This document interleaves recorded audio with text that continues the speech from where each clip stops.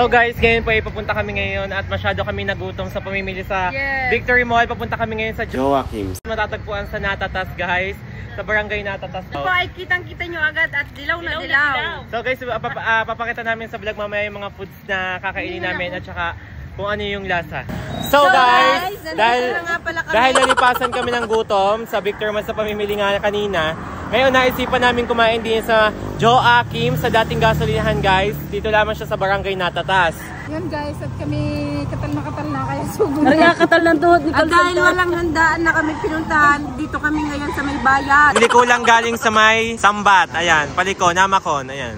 Dito po, malapit lang. O saan nyo makikita ang Gora Lips? Malamang sa kainan. Ay saan pa?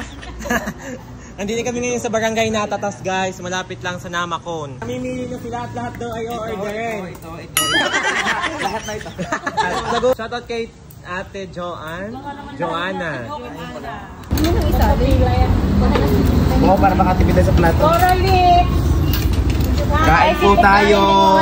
Aatak na kami guys. Ano? Guys, atak na kami. Atak. Oh, by the way, thank you so much po sa may-ari ng JMZ Sizzling House. Thank you po. At saka po kay Ate sa Joaquim's Food House. Thank you so much, matatagpuan po sa barangay Natatas.